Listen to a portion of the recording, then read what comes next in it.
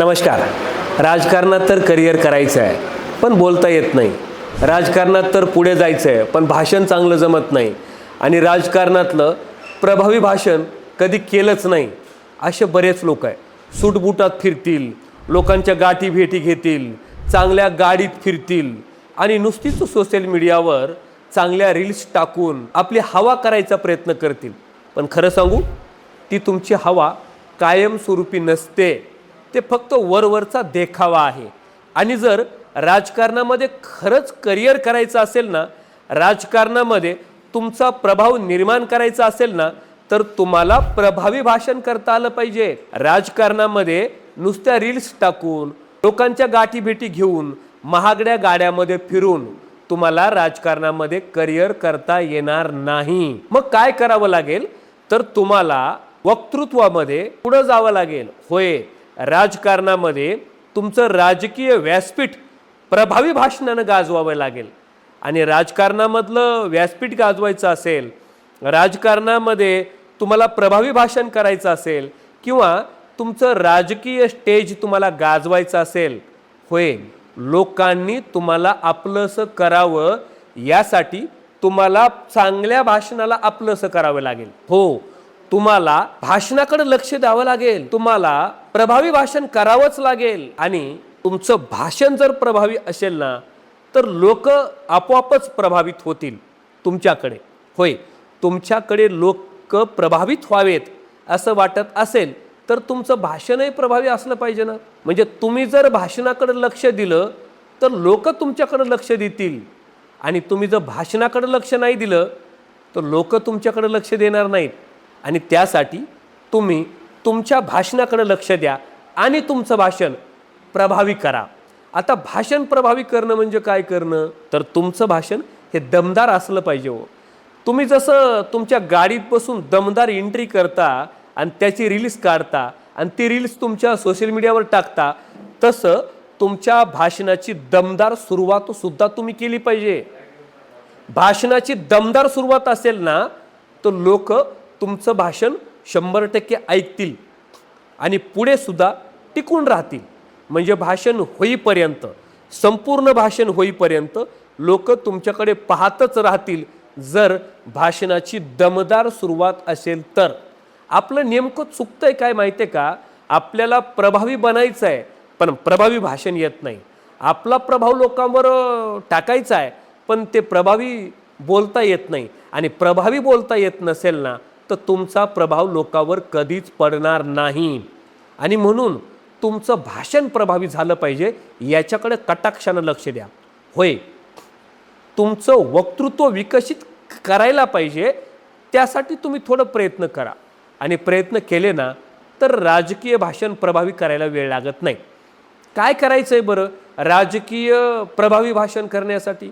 काय करायचं आहे बरं राजकारणातल्या भाषणातून लोकांवर प्रभाव निर्माण करण्यासाठी? तुमच्याकडे ज्या महत्त्वाच्या गोष्टी असल्या पाहिजे त्या काही गोष्टी सांगतो. तुमची भाषणाची प्रभावी सुरुवात असली पाहिजे. तुमचं भाषण लोकांवर छाप टाकणारं असलं पाहिजे. आणि त्यासाठी तुम्हाला भाषणामध्ये ज्या काही गोष्टी वापरायच्या आहेत त्या म्हणजे शेरोशायरी, चारोळ्या, स्लोगन आणि भाषणात वापरण्याची उदाहरणं. होय, दृष्टांत म्हणू आपण त्याला, प्रसंग म्हणू आपण त्याला, स्टोरी म्हणू आपण त्याला. तुम्ही भाषणात स्टोरी सांगायला शिका.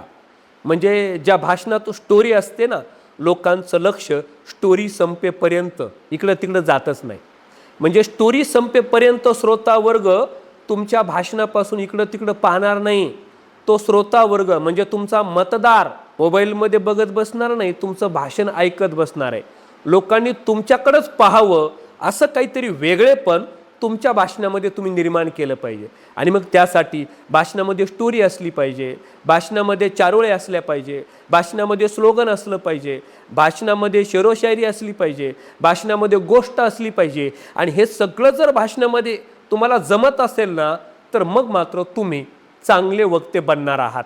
आणि तुम्हाला शेरोशायरी जमतच नसेल सांगायला किंवा तुमचे हावभाव व्यवस्थित नसेल, बॉडी लँग्वेज व्यवस्थित नसेल, तुमची देहबोली व्यवस्थित नसेल, तुमचे हातवारे व्यवस्थित नसतील, तुमच्या भाषणात स्टोरी नसेल, तुमच्या भाषणात चारोळी नसेल, तुमच्या भाषणात स्लोगन नसेल, तुमच्या भाषणात वेगवेगळ्या कवितांच्या ओळी नसतील, म्हणजेच तुमच्या भाषणात जर पाठांतर नसेल, भाषणात पाठांतर असलं पाहिजे, पण भाषण पाठ करायचं नाही बरं का.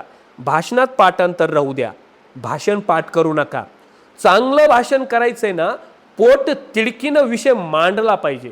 तुमच्या भाषणाचा जो विषय आहे तो पॉवरफुल असला पाहिजे, कंटेंट पॉवरफुल असला पाहिजे आणि लोकांना काय हवंय हे कळलं पाहिजे. म्हणजे स्थानिकला जे काही लोकांची प्रेरणास्थान असतात, काही लोकांचे प्रेरणास्त्रोत असतात, त्यांची नावं तुम्हाला घेता आली पाहिजे. या सगळ्या गोष्टी जर तुम्हाला करता येत नसतील आणि हे सगळं तुम्हाला जर करता येत नसेल तर माफ करा, राजकारणात पडूच नका. मग राजकारणापासून दूर जा. कारण हे सगळं करून प्रभावी भाषण करता येतं आणि जर तुम्हाला प्रभावी भाषणच करता येत नसेल ना, तर मग मात्र राजकारणात तुमचे दिवस नसणार. राजकारणात त्यांचेच दिवस असतील ज्यांना प्रभावी बोलता येतं. राजकारणात त्यांचेच दिवस असतील ज्यांना राजकीय सभा गाजवता येतील. मग तुमचा आरोह अवरोह असू द्या, चढ उतार असू द्यात भाषणातला, तो योग्य त्या पद्धतीने घेतला पाहिजे. आणि मग तुम्हाला होतं काय तुमच्या बाबतीत माहिती आहे का, तुम्ही चांगले कपडे घालून फिरता, सुटाबुटामध्ये फिरता, इकडं तिकडं मिरवता, चांगल्या गाडीमध्ये बसता आणि भाषण करायला गेलं, माईकवर गेलं की तुम्हाला जमतच नाही. मग मात्र तुमची ततप मम व्हायला लागतं आणि मग मात्र तुमची गळचेपी होते. परिणामी लोक तुमची चेष्टा करतील. आणि म्हणून परफेक्ट व्हा आणि मग राजकारणामध्ये करिअर करा. आधी परिपूर्ण व्हा आणि परिपूर्ण तुम्ही आधी भाषणात व्हा. कारण जे भाषणात परिपूर्ण झाले, जी लोक भाषणामध्ये परिपूर्ण झाले, त्या लोकांना लोक स्वीकारतात.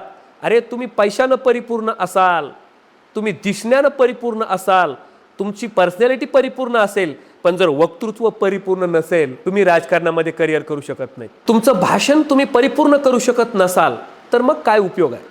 तुम्ही राजकारणामध्ये करिअर करूच शकत नाही. त्यासाठी तुम्हाला तुमचं वक्तृत्व प्रभावी करावं लागेल. त्यासाठी तुम्हाला तुमच्या भाषणाला नटवावं लागेल. त्यासाठी तुम्हाला तुमच्या भाषणासाठी थोडी मेहनत घ्यावी लागेल. आणि मेहनत घेणं म्हणजे काय, मनन करणं, चिंतन करणं, भाषणाची तयारी उत्तम पद्धतीनं करणं आणि चांगल्या पद्धतीनं सादरीकरण करणं. होय, चांगलं सादरीकरण करता आलं ना तर लोक मात्र टिकून राहतील आणि लोक प्रभावित होतील.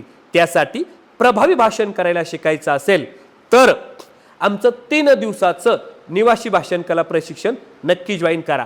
आणि आमचं 3 दिवसाची निवासी भाषण कला प्रशिक्षण तर जॉईन कराच, पण हे 2 प्रकारची पुस्तके आहेत. वक्तृत्वाची साधना भाग 1 आणि हे भाग 2 पांढऱ्या कलरमध्ये आहे, ते भाग 1 आहे. हे भाग 1 पुस्तक आणि दुसरं हे भाग 2 पुस्तक. या 2 पुस्तकांचा जर घर बसल्या अभ्यास केला ना नीट, तर तुम्ही घरी सुद्धा चांगल्या आणि प्रभावी राजकीय भाषणाची तयारी करू शकता. हो, या व्यतिरिक्त माझं ऑनलाईन सुशन नाईकवाडे नावानं ॲप आहे. ते ऑनलाईन ॲपसुद्धा तुम्ही डाउनलोड करून घेऊ शकता प्ले स्टोरवरून आणि ही पुस्तकंसुद्धा घर बसल्या मागवू शकता. अथवा आमचं 3 दिवसाचं निवासी भाषण कला प्रशिक्षण जॉईन करा आणि मग बघा तुम्ही किती दमदारपणे आणि प्रभावीपणे लोकांमध्ये बोलायला लागता. हो, अतिशय प्रोफेशनली पद्धतीने दमदारपणे आणि प्रभावी भाषण करायला शिकवणारं आमचं प्रशिक्षण जॉईन करण्यासाठी दिलेल्या नंबरवर संपर्क साधा. अथवा हे 2 पुस्तके घरपोच मागवा अथवा ऑनलाईन प्रशिक्षण जॉईन करा. अगदी सोप्या पद्धतीनं ऑनलाईनसुद्धा प्रशिक्षण मी आता सुरू केलेलं आहे ॲपच्या माध्यमातून. भेटूया ऑनलाईन प्रशिक्षणाच्या माध्यमातून, पुस्तकाच्या माध्यमातून अथवा आमच्या भाषण कला ट्रेनिंगच्या माध्यमातून. पण पुढची एक महत्त्वाची सूचना ती अशी आहे, आमचं 24, 25, 26 तारखेला नाशिकमध्ये 3 दिवसाचं प्रशिक्षण होणार आहे. त्यानंतर 16, 17, 18 तारखेला मेमध्ये सांगलीमध्ये होणार आहे. त्यानंतर 29, 30, 31 लोणावळ्यात होणार आहे. लोणावळा आणि बीड जिल्हा या 2 ठिकाणी, बीड जिल्ह्यात हॉटेल भक्तिशक्ती वडवणी तालुक्यात प्रत्येक महिन्याच्या पहिल्या आठवड्यात होतं आणि लोणावळ्यामध्ये शेवटच्या आठवड्यात होतं आणि पुण्यामध्ये खराडी बायपास चौक अशोकानगर या ठिकाणी माझं ऑफिससुद्धा आहे. भेटूया. तुमच्या वक्तृत्वात बदल करण्यासाठी आम्ही तयार आहोत. तुम्ही तयार व्हा आणि बना उत्कृष्ट वक्ता. धन्यवाद.